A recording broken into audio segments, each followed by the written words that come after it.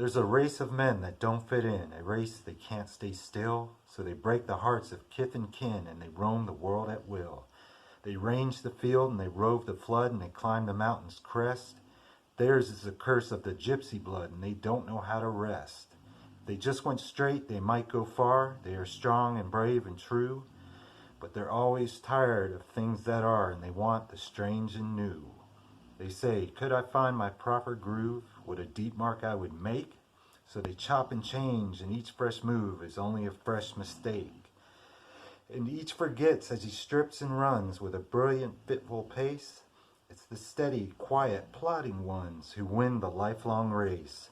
And each forgets that his youth has fled, forgets that his prime is past, till he stands one day with a hope that's dead in the glare of the truth at last.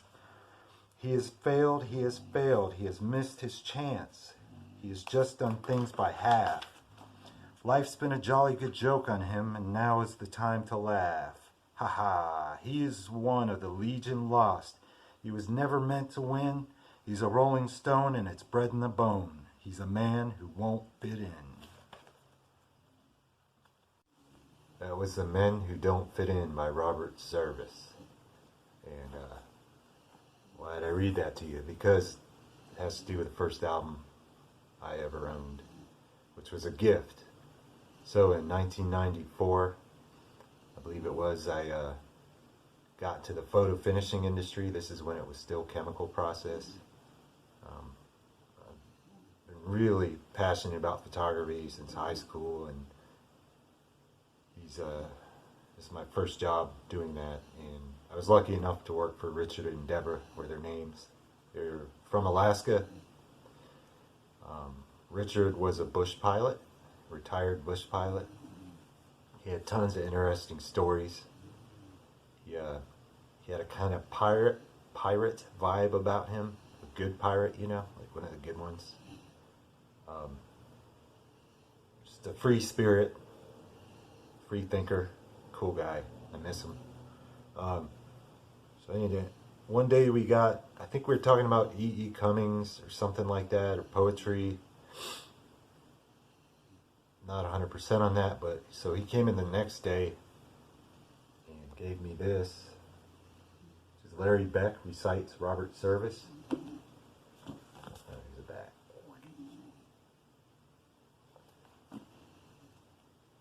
Robert Service is a poet best known for his poems about the Yukon, the wilds of Alaska. He also has some about Bohemian Paris, about the war. So he gave me this record, and I actually didn't get to listen to it until 2 years later when I got my first turntable. And that turntable was actually a gift from a friend named Don. I met him because the band I was in at the time, the Space Rock Improv Trio, put an ad in the newspaper just looking for people to sit in and see what would happen. He showed up. He just moved to the area from San Francisco. This was in North Carolina. And while we didn't really hit it off musically, the four of us, he and I, Don, had I felt, connection and a chemistry. So he invited me over to his place one day, and he turned me on to a bunch of music I'd never heard of. He used to work at Amoeba back in the day, I guess.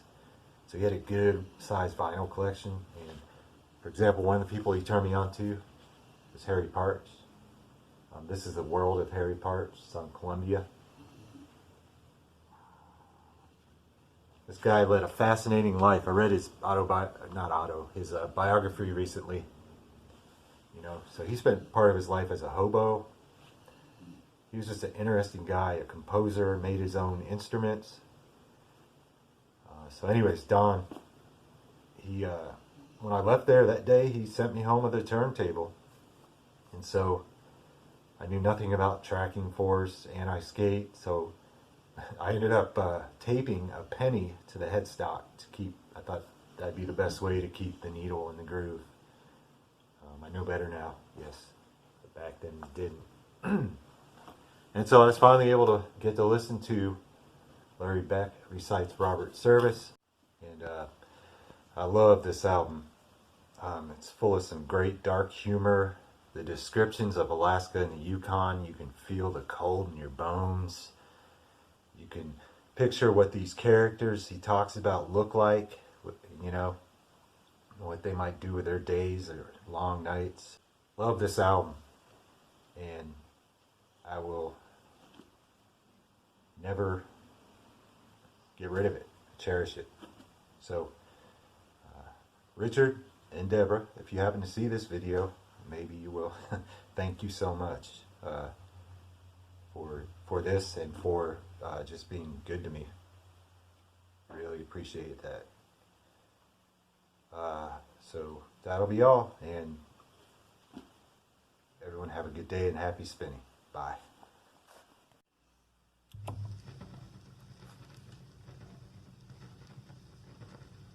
Oh, dear little cabin, I've loved you so long, and now I must bid you goodbye. I've filled you with laughter, I've thrilled you with song, and sometimes I've wished I could cry.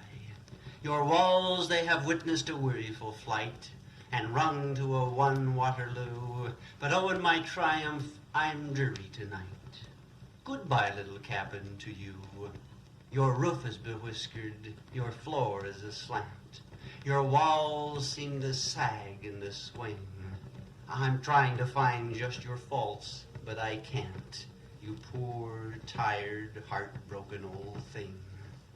I've seen when you've been the best pal that I had. You're light like a gem on the snow. You're sort of a part of me. Gee, but I'm sad. I hate little cabin to go. Beneath your cracked windows, red raspberries climb. A hornet's nest hangs from a beam.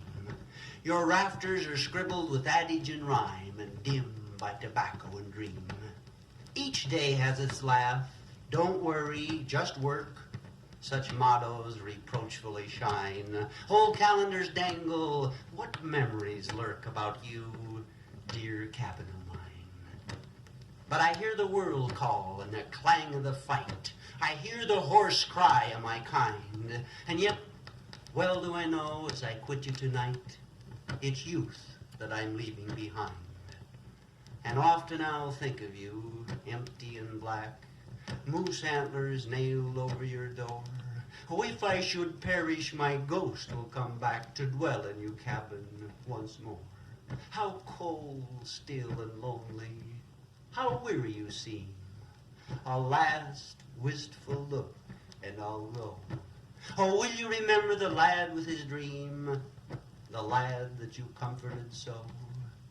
The shadows enfold you, it's drawing to night.